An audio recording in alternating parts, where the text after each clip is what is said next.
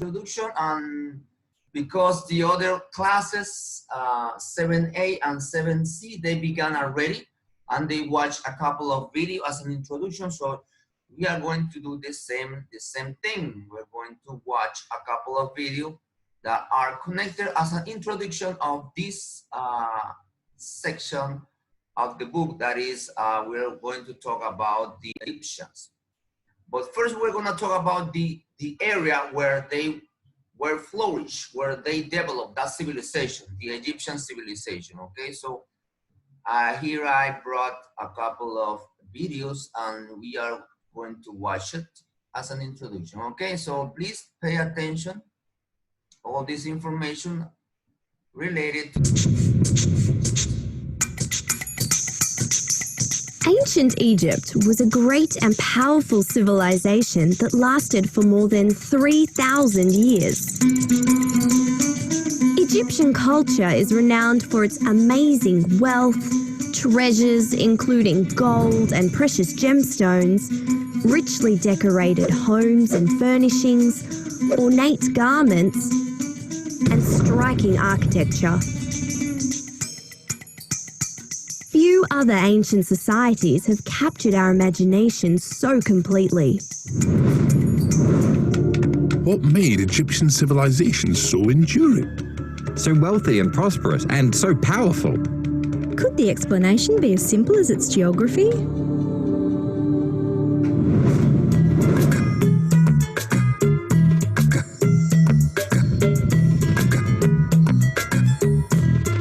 Egypt is located in the northeast corner of the African continent.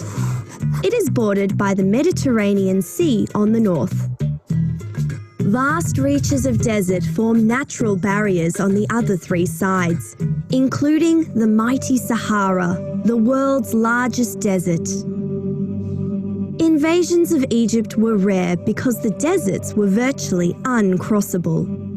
Instead of relying on conquest of their neighbours, many of Egypt's leaders built the nation's wealth from diplomacy and trade. But still, some ambitious pharaohs sought to expand their empire. During the New Kingdom, the empire was at its greatest. They established a large army of professional soldiers to conquer foreign lands and to protect Egypt from invasion. But foreign invaders weren't Egypt's only enemy. Their greatest enemy was the environment.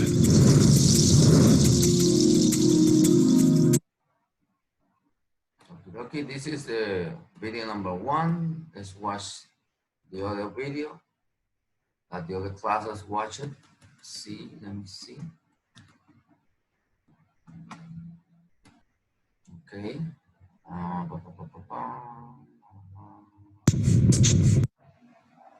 This one. Okay, over here there are like 3 tests over here, so just pay attention. Okay, I'm gonna ask you some questions. So watch. Domania presents the Geography of Egypt. This video will detail geographical features of ancient Egypt, how geography shaped the lives of ancient Egyptians, and who lived in ancient Egypt. The word geography, through a historian's lens, means the physical environment and how it may influence an economy and culture. Some examples may include scorching deserts that encouraged nomads to move between water sources, islands where the surrounding ocean offered a food source, flooding rivers that created fertile farmland, and mountains where a resource like timber was used for building. Section 1. Geographical features of ancient Egypt.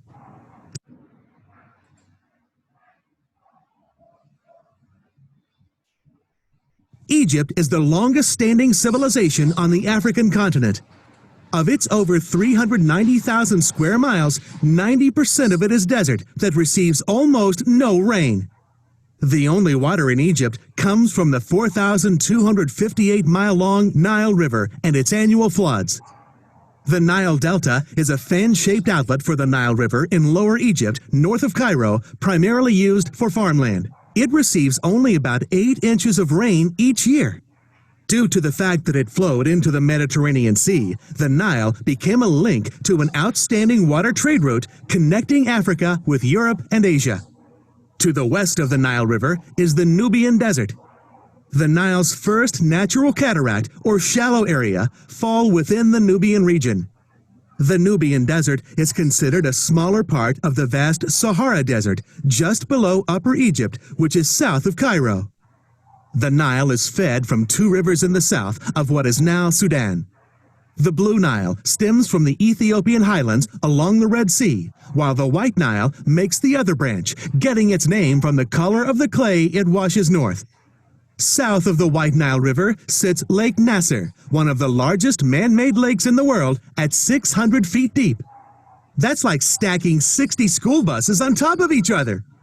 The Suez Canal drains into a lake in the Nile Delta and runs southeast all the way to the Red Sea. This allowed watercraft to make their way to the Indian Ocean much faster than circling the African continent. This canal shortens this trip by over 4,300 miles.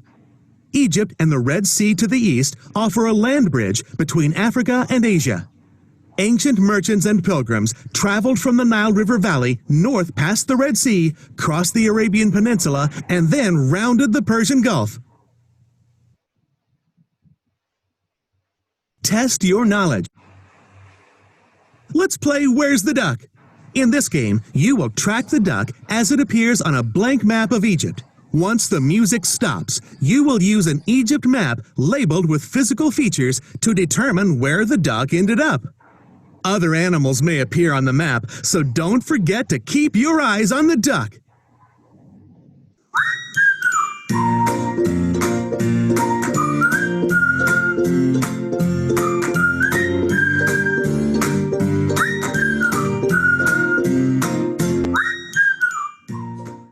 So, where did the duck end up? Was it Lake Nasser, the White Nile River, or the Nile Delta? That's right, it was Lake Nasser. Let's try it again. Remember to keep your eyes on the duck.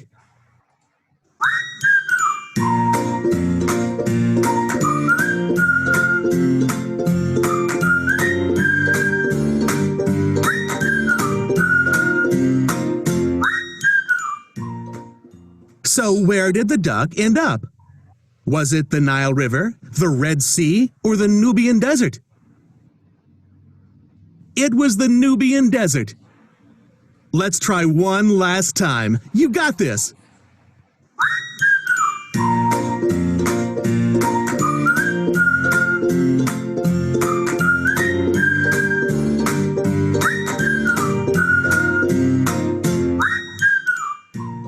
So, where did the duck end up? Was it the Ethiopian highlands, the Sahara Desert, or Lower Egypt? Nice job. It was the Sahara Desert.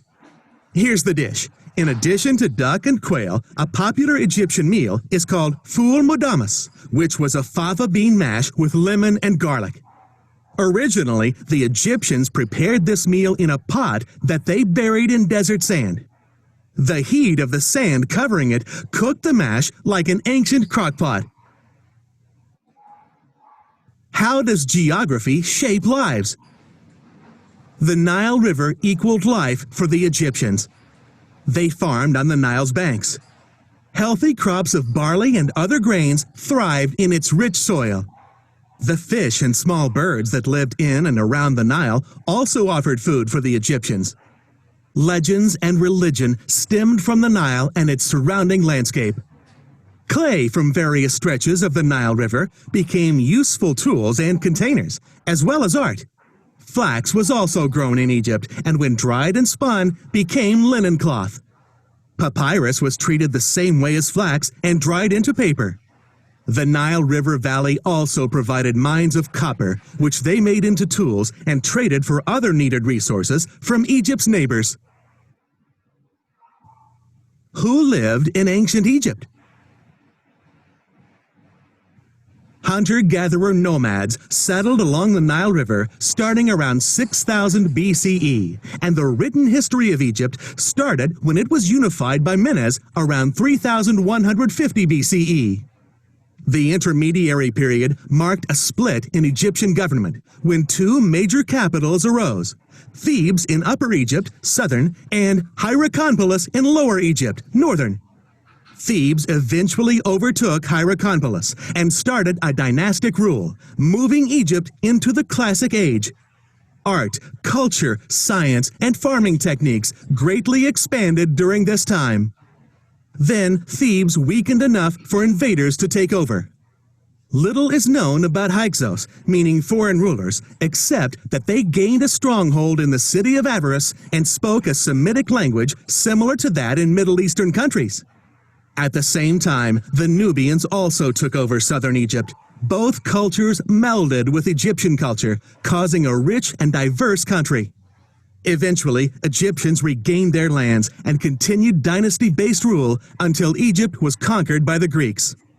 Later, Islam would greatly affect the people of Egypt as Muslims spread over and settled in northern Africa. Let's check out what it really looks like in the region of Egypt today.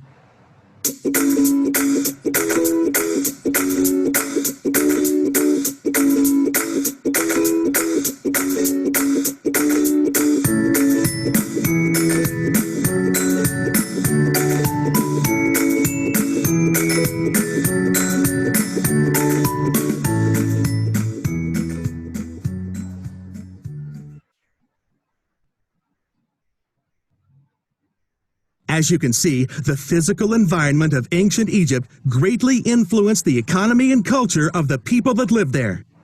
Consider this: in what ways does the physical environment influence your community? Okay, and now this is the last one that the other classes watches, okay? Let's watch. Africa. It is in the northeastern corner of the continent. It is situated at the meeting point of Africa and Asia. Egypt is bordered by the Mediterranean Sea to the north, while the Red Sea borders Egypt to the east. The Nile is the longest river in the world, flowing more than 4,000 miles through Africa to the Mediterranean Sea. Every summer, the Nile floods because of heavy rainfall in Central Africa. When the floods recede, they leave behind silt, a layer of rich topsoil that transforms the otherwise barren desert into fertile farmland. It was along this river, and because of it, that Egyptian civilization rose and flourished some 5,000 years ago. The Nile was Egypt's most precious resource, but Egyptians had to cooperate to make it work for them. Egypt is called the gift of the Nile because without the Nile, Egypt would have remained a desert. The Nile brought water and fine, fertile silt to the deserts in Egypt. The Nile River extends across the entire length of the country from north to south. It begins in the mountains of Africa and empties into the Mediterranean Sea. Ancient Egypt had four main divisions of its land, the first two being the Upper and Lower Egypt. It may seem odd that the Upper Egypt consists of the narrow strip of land located south of the delta. Lower Egypt contains the Nile River Delta, which is made by the river as it empties into the Mediterranean Sea. The ancient Egyptians thought of Egypt as being divided into two types of land, the Black Land and the Red Land. The Black Land was the fertile land on the banks of the Nile. Ancient Egyptians used this land for growing their crops. This was the only land in ancient Egypt that could be farmed because of a layer of rich black silt that was deposited there every year after the Nile flooded. The Red Land was the barren desert that protected Egypt on two sides. These deserts separated ancient Egypt from neighboring countries and invading armies. They also provided the ancient Egyptians with the source for precious metals and semi-precious stones. Most of Egypt is desert. To the east of the Nile River is the smaller Eastern Desert. West of the Nile is the Western Desert. The Western Desert is part of the Sahara Desert, which makes up most of northern Africa. Egypt is surrounded by natural barriers: the deserts, mountains, and Mediterranean Sea. These barriers provided protection to the Egyptian people. Okie dokie, guys. Now let's begin the class. Let me bring the PowerPoint that I prepared for you guys for this class. Let me see where it is. Here it is. Introduction, Farmer, Renaissance, Introduction. Egyptian here. Here it is.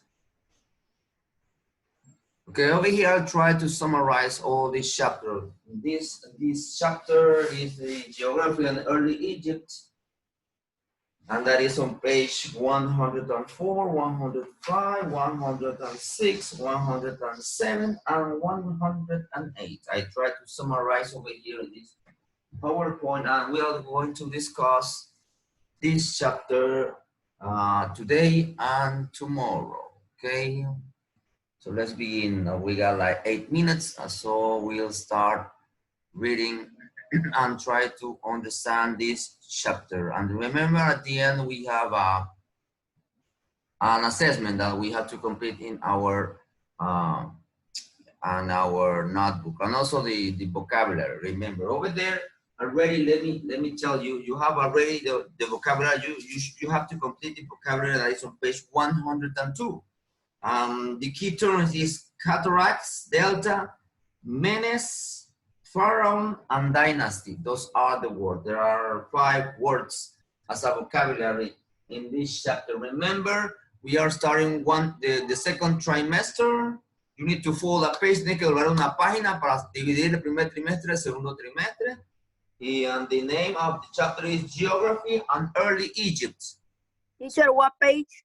And that 104, 104. Geography of Early Egypt. That's the title, and then you have to write vocabulary number 1. And over there are the words, the key terms. The key terms, there are 5 words. Those are the words that you need to look for the meanings, okay? Okay, let's begin. So, Egypt, the kingdom along the Nile. Remember, Nile is one of the longest, if not the longest river in the world, okay?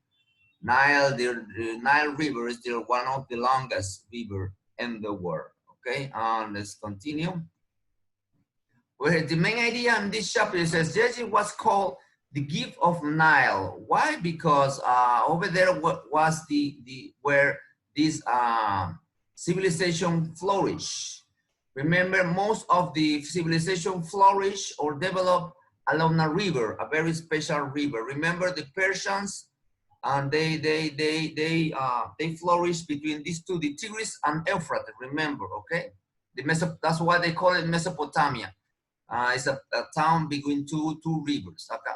So the same thing is over here in this the Egypt civilization. It was called the gift of Nile because the Nile River was very important for this civilization. The Nile River brought life to Egypt. Along the bank of the Nile is fertile river valley. Below the valley are hundreds of miles of desert, but along the river there's a lot of rich area in order where they flourish this civilization. Location and physical features. This is the Nile is the longest river in the world. Yes, as I said, it begins in the Central Africa. Because in that area of Africa there is a lot of raining, so that's why it begins over there and then ended up in the Mediterranean Sea. Okay, the distance over is 4,000 miles. The civilization of ancient Egypt developed along a 750 mile stretch of Nile. Egypt included 2 regions. Now we have to keep this in mind. There were only 2 regions, okay, in this Egypt area. Included 2 regions: the southern region and the northern region. Okay, the southern region was called Upper Egypt. The southern region was called Upper, o sea, la parte de arriba, Upper Egypt. It was so named because it was located upriver. Se le nombró así porque era río arriba. Upriver in relation of the Nile flow. En relación con la corriente del río Nilo. Acá. And the other region was the lower. Remember, Upper Egypt and the Lower Egypt. The northern region where was located the what? The down river, where it was located around. It doesn't make sense, but they call it that way. Upper and Lower Egypt. Okay. Now, let me try to explain it to you. Now, this is the Nile. This is the Nile. Upper. If we watch this map, it doesn't make sense, but this is the way it was. Okay. Upper should be up here, and lower should be the other way. O sea, la parte de arriba debería ser aquí y la parte de lower debería estar acá abajo. Pero ellos lo pusieron así. ¿Por qué? Porque acuérdense que el río Nilo, el río Nilo nace desde acá abajo, por acá abajo. Miren, por acá, el centro de África. Y entonces la corriente viene así.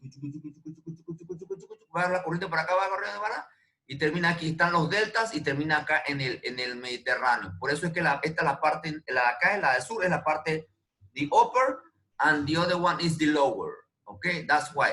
Siguiendo el sentido de qué? Del río. Por eso lo pusieron así.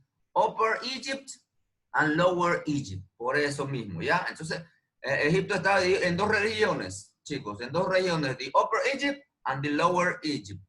¿Ok? The Upper estaba en el sur and the Lower estaba en el norte, donde terminaba acá en el Mediterranean Sea. ¿Ok? Now, the Nile flowed through rocky, hilly. El río Nilo atraviesa por serie de partes rocosas, hills, viene de montañas y tierras del sur de Egypt.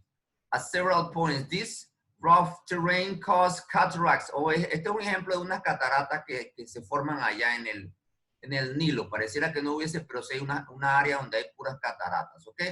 From the first cataract located on 720 miles south of Mediterranean Sea, mark the southern border of Egypt. Okay. Now, the lower Egypt, remember this is the lower, sorry. The lower Egypt, the Nile divided into several branches. ¿A qué se refiere? Las diferentes branches son ramas que se le llama el delta. Bueno, permito. Cuando viene aquí al río, aquí se forman diferentes ramales. Eso se le llaman deltas. Estas ramas que se forman aquí son deltas. Cuando se forma así. Viene acá el río Nilo y de aquí se forman varias salidas. Como si fueran varias calles. Una calle por acá, que es un río. Una calle por acá, que es otro río. Por aquí. Se divide en diferentes salidas. Y todos terminan ¿a dónde acá? Se termina aquí en el Mediterranean Sea. Pero estos ramales, these branches that they call it, the name is deltas. They call it, se le llaman deltas, okay? Let's read again. The Nile divided into several branches that fanned out in the flow into the Mediterranean Sea. These branches form a delta. Estas ramas forman un delta. Esta área que está aquí en verde es un delta. Son varias salidas, okay? Let's continue. The flow of the Nile. La ruta o el recorrido del Nilo, dice. Because its rain fell in the region, most Egyptian was desert. Each year, however, rainfall part of the south of Egypt, in the highland of East Africa. Porque en esa área es que llueve mucho, entonces de allá es que viene el recorrido de toda el agua que termina al Mediterráneo, desde el centro de África, ¿ok? Nile flows. Ok, 8:30, guys, sorry. Me estaba emocionando y no me he dado cuenta que ya son las 8:30 y no podemos seguir. Así que let's stop right here and then we'll continue tomorrow, guys, okay?